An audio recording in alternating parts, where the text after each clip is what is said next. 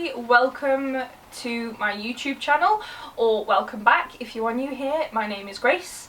I'm a yoga teacher and today I'm going to be taking you through some props and yoga accessories that you might be familiar with but might not be 100% sure on how to use, so hopefully this video is going to shed some light on that subject. Little disclaimer, I'm of course not saying that these items are essential parts of a yoga practice. They are just nice things to have. Some of these are really quite useful and I would recommend you purchasing, but I'm not saying that you need to have them to practice yoga successfully or well or get enjoyment out of the practice. So I'm going to start with perhaps the most useful yoga accessory, which is, or are I should say, yoga blocks. I have these lovely yoga blocks from Yoga Matters. Big disclaimer here, you're going to see a reoccurring theme in this video. I have a lot of products from Yoga Matters. I love them. Of course, everything's going to be linked in the description box. So yes, these are my cork blocks. I have quite a few in this size, and then I also have one in this size, which is a little bit thinner and smaller, wider. You can use them for a whole host of different things. Now, when I very first started practicing yoga, I did think that using yoga blocks was cheating. Spoiler, there's no way you can really cheat in yoga. It's not really a thing. The great thing about blocks, I have found, is that they help make your practice either more accessible or a little bit more challenging. You're really in control of how you use these things, and there is no kind of cut and dry way to use them. They're super versatile. They're going to do different things for different people, increase or decrease your range of movement depending on how you use them. You can also get them in loads of different styles and colours. I just went for cork because I like the way it looks and they are a little bit more durable than the foam ones, but that is totally your call. They are relatively affordable and I definitely think they are worth investing in. Hopefully as well, when we get back into studios, whenever that might be, they are something that you can definitely bring with you to practice and you don't have to worry about using studio blocks. So yoga blocks I would definitely recommend you purchase. Another thing that I would say is 100% worth your while investing in is a yoga strap. Again, this is from Yoga Matters and I bought, I think, about 50 of these, maybe not 50, maybe 30. I bought a lot either way of these yoga straps. As you can see, fairly long, just standard yoga strap with a little adjustable loop on one side. Be mindful with these, they don't come threaded, you have to do that yourself, and a quick YouTube search will allay any kind of confusion there, because I certainly got confused when I first had to thread these. These are super useful for all types of things in your yoga practice. Similarly with blocks, you can use them to make your practice a little bit more accessible or a little bit more challenging. Super cheap. They come in loads of different colours and styles. They're great. Would recommend. So those are the two things that I would say are kind of more on the essential side of things in this list, and everything else I'm going to talk about now is very much a luxury, even though kind of blocks and a strap still are a luxury. You don't need that. The resistance band. Now this is something that is in high demand at the minute, so you might find it a little bit difficult to get your hands on a resistance band. However, if you can, they are incredibly useful. You won't see these used in a typical studio class, really. I am yet to see them used. However, if you are quite an inquisitive practitioner and you are taking your practice in different directions, maybe you're doing a little bit of prehab or rehab or strengthening, then they are certainly useful tools to have. You can also of course use these in a gym setting or as part of like your fitness regime, so they're definitely useful, relatively inexpensive.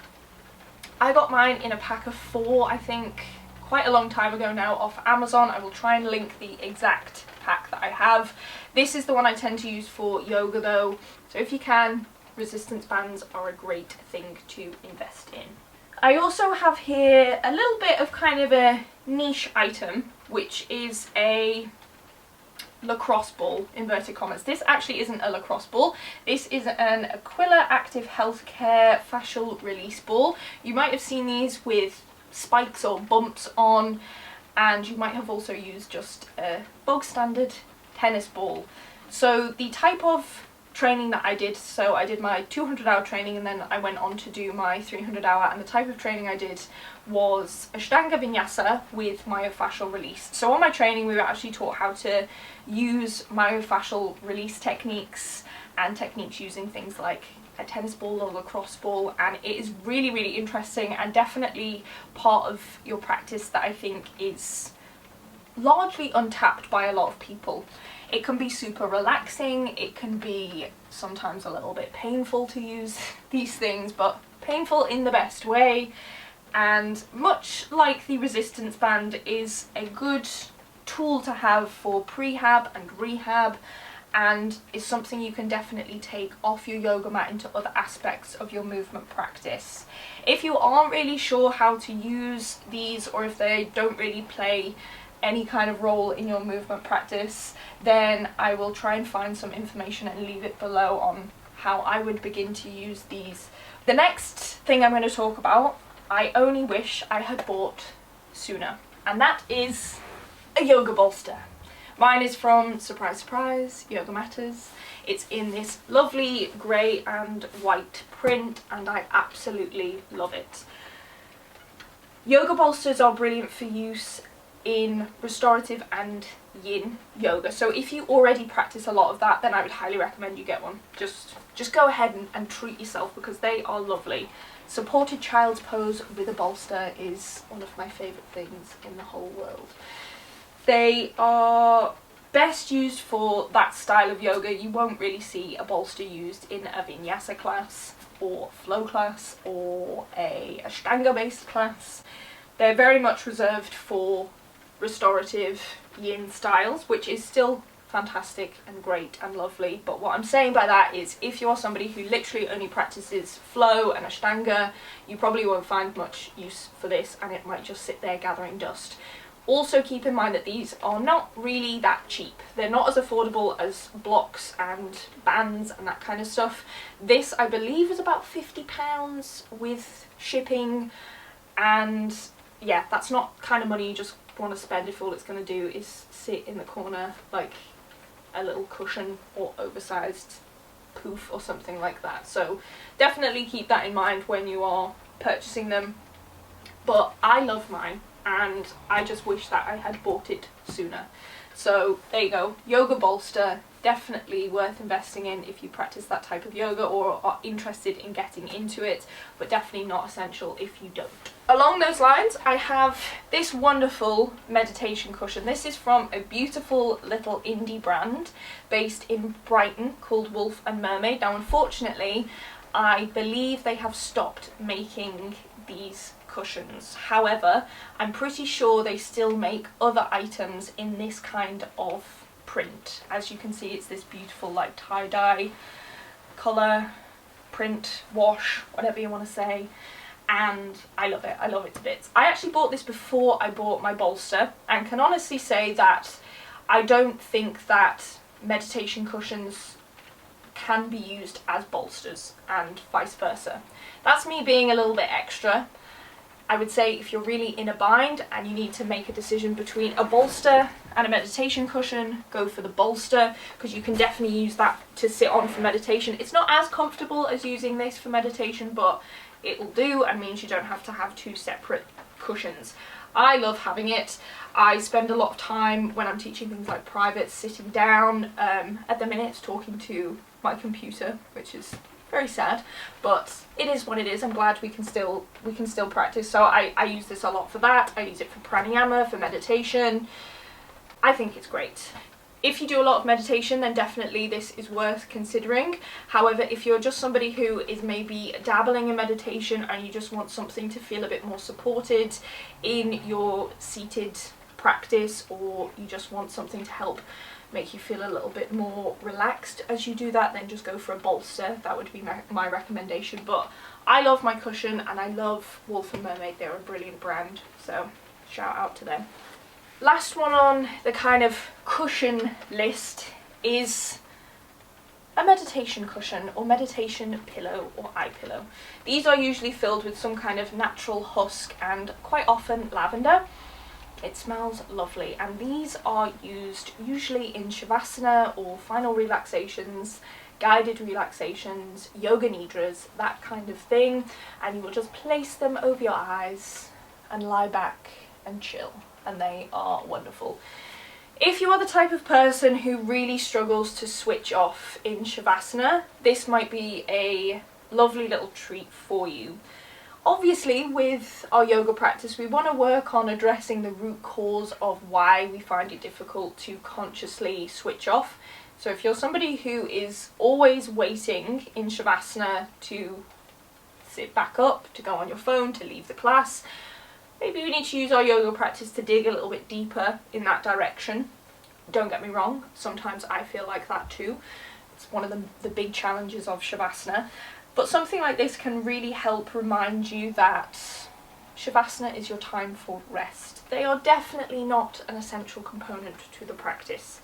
However, I think they are a lovely little treat for yourself. Very indulgent, but lovely. So I really, really rate these. You can get them obviously in loads of different colours, etc. Everything will be linked down below. The next thing I want to talk about is something that I have not really seen discussed much in the yoga world, and that is wrist support, more specifically wrist wraps. So these wrist wraps that I have are from Rogue. If I can, I will leave the exact pair down below. I bought these by a PT who I was training with for learning how to handstand. Little side note, I still can't handstand. But thank you very much to the PT who bought me these. It was very generous of you, very kind, thank you.